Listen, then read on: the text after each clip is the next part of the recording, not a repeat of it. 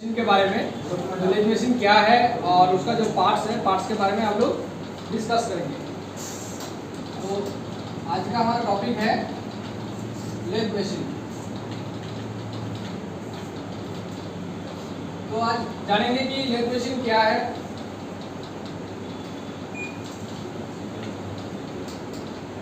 और उसका जो पार्ट्स है, पार्ट्स के बारे में। तो हम लोग जानते हैं कि जैसे कि हमारा ये आज का दिन में सभी चीज़ मशीनों में करते हैं, क्योंकि हाथ में ज़्यादा काम करने से क्या होता है, टाइम ज़्यादा लगता है और काज का काम का जो एक्यूरेसी होता है वो एक्यूरेसी ज़्यादा नहीं आते। तो इसलिए सभी प्रोडक्शन में, मैन्युफैक्चरिंग में हम लोग मशीन का उपयोग करते हैं। उसी तरह ही लेथ मशीन एक मशीन है जिसमें हम लोग यूज़ करते हैं। तो वो लेथ मशीन जो है, लेथ मशीन एक अलग तरह का मशीन होता है जिसमें बहुत सारा ऑपरेशन हम लोग कर सकते हैं। और लेथ मशीन का पार्ट्स, किसी भी लेथ मशीन का पार्ट्स बनाना है तो हम लोग उसी मशीन से बना सकते हैं। इसलिए हम लोग लेथ मशीन को मदर ऑफ मशीन भी बोल सकते हैं। तो उसके जो पार्ट्स है, पार्ट्स के बारे में हम लोग देखेंगे। तो हम लोग जब एक मशीन के, लेथ मशीन के सामने खड़े होंगे तो उसका जो लेफ्ट साइड में पड़ेगा, बाएं हाथ में जो पड़ेगा वो है हेड स्टॉक, और दाएं हाथ में जो पड़ेगा, मतलब कि जो एंड पोर्शन में जो पड़ता है उसको हम लोग बोलते हैं टेल स्टॉक। पहले होता है हेड स्टॉक और दाएं साइड में होता है वो टेल स्टॉक, ठीक है। और बीच में जो आता है बड़ा वाला जो पार्ट्स आता है जिसमें एक व्हील रहता है उसको बोलते हैं कैरेज, ठीक है। पहले आता है हमारा हेड स्टॉक, और राइट साइड में हमारा आता है टेल स्टॉक, और बीच में हमारा आता है कैरेज। और भी बहुत सारा पार्ट आता है, जैसे कि नीचे से हम लोग जो फ्लोर है, फ्लोर के साथ हम लोग जब अटैच करते हैं मशीन को तो उसमें हमारा बेस आता है, बेस के साथ हम लोग क्लैंपिंग करते हैं मशीन को। और उसके बाद आता है जो बेड आता है, लेथ का बेड, वो बेड भी आता है। बेड के ऊपर हमारा क्या होता है, सभी जो पार्ट्स है, पार्ट्स को असेंबल किया जाता है, ठीक है। और बेड जो है, बेड का हमारा जो बेड है, बेड के ऊपर हम लोग जो कैरेज है, कैरेज को मूव कर सकते हैं, और जो टेल स्टॉक है, टेल स्टॉक को भी मूविंग कर सकते हैं। तो उसी बेड को, बेड का 3 वे रहता है, मतलब कि रास्ता जो बोलते हैं, तो 3 वेज रहता है। तो बेड का पहला आता है जो फ्लैट टाइप का बेड वेस आता है, दूसरा नंबर वी टाइप का आता है, और नंबर 3 पे आता है फ्लैट और वी दोनों टाइप ही आएगा, ठीक है। उसको हम कॉम्बिनेशन बोलता है। तो फ्लैट भी रहता है किसी मशीन में, वी टाइप का भी आता है और कॉम्बिनेशन टाइप का भी आता है। ये सब फ्लैट जो है ये सब बेड वेस होता है, ठीक है। बेड वेस, फ्लैट बेड वेस, वी बेड वेस, कॉम्बिनेशन बेड वेस। तो ये बेड हो गया।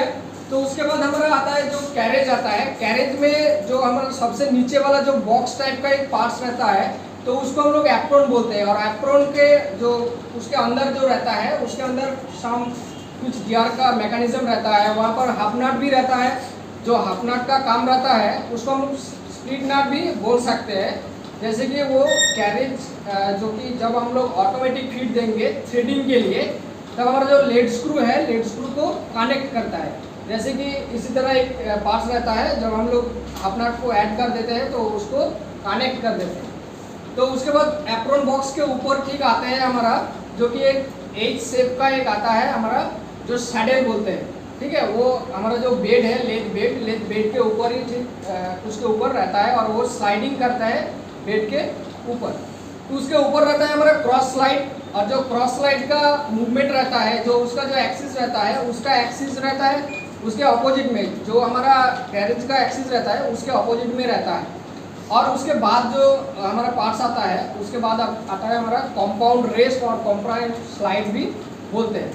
नेक्स्ट आता है कंपाउंड रेस्ट के ऊपर आता है हमारा टूल पोस्ट, और टूल पोस्ट हमारा बहुत सारा का आता है। जैसे कि हमारा काम का ज़रूरत होता है उसी तरह हम लोग टूल पोस्ट को यूज़ करते हैं, जैसे कि टूल को होल्डिंग करने के लिए। और यहाँ पर अगर हम लोगों का टूल जो है, काटिंग टूल है, काटिंग टूल अगर छोटा हो जाता है तो हम लोग टूल होल्डर का भी यूज़ कर लेते हैं जब हमारा टूल पोस्ट में बाइंडिंग करना पड़ता है टूल को। तो इसी तरह लेथ का पार्ट्स आता है। और उसके बाद हम लोग जाएंगे टेल स्टॉक के बारे में, जो दाएं तरफ की आते हैं। तो टेल स्टॉक होता है वो भी एक स्लाइडिंग पार्ट्स होता है, जो कि लेथ का जो बेड रहता है, बेड के ऊपर हमारा स्लाइडिंग करता है। तो उसका बहुत सारा काम रहता है। उसका एक व्हील रहता है छोटा सा, उस व्हील से हमारा जो लेथ का स्पिंडल है, जो टेल स्टॉक का स्पिंडल को हम लोग आगे मूवमेंट कर सकते हैं। और उसका काम रहता है जो कि लंबा वाला जो जॉब रहता है, उसी जॉब को सपोर्ट देने के लिए हम लोग यूज़ करते हैं। और क्या काम में हमारा आता है टेल स्टॉक? जब हम लोग ड्रिल करते हैं, रिमिंग करते हैं, तो उसी टाइम को हम लोग टेल स्टॉक का उपयोग करते हैं, जो कि ड्रिल को होल्डिंग करने के लिए हम लोग यूज़ करते हैं। और क्या काम करते हैं टेल स्टॉक का? और एक काम आता है जो कि टेपर टर्निंग करते हैं। तो टेल स्टॉक को ऑफसेट करना पड़ता है। टेल स्टॉक के नीचे दोनों नाट और बोल्ट रहता है, जो वो नाट को लूज करके इधर से भी लूज करना पड़ता है, उधर से भी नाट को लूज करना पड़ता है। तो उसको थोड़ा सा लूज करके ऑफसेट कर लेना है। ऑफसेट करने के बाद जो कि हमारा जॉब है, जॉब को थोड़ा ऑफसेट करके हम लोग टेपर टर्निंग कर सकते हैं। और भी टेपर टर्निंग का बहुत सारा प्रोसेस रहता है, जैसे कि कंपाउंड जो स्लाइड रहता है उसको हम लोग एंगल की तरफ करते हैं और उसके बाद टेपर टर्निंग करते हैं। और नेक्स्ट हमारा जो रहता है टेपर टर्निंग अटैचमेंट रहता है, उसको साथ भी हम लोग टेपर टर्निंग कर सकते हैं। तो लेथ का बेसिक काम क्या होता है?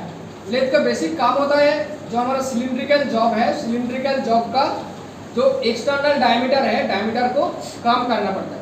ये काम हम लोग जो कि फाइल से भी कर सकते हैं, लेकिन फाइल से क्यों नहीं होता है? फाइल से हमारा जब करेंगे तो उसका साइज से पूरा एक्यूरेसी में नहीं आता है, और इतना ज़्यादा मटेरियल हम लोग रिमूव नहीं कर सकते हैं फाइल के द्वारा। तो इसलिए हम लोग लेथ का हमारा उपयोग करते हैं।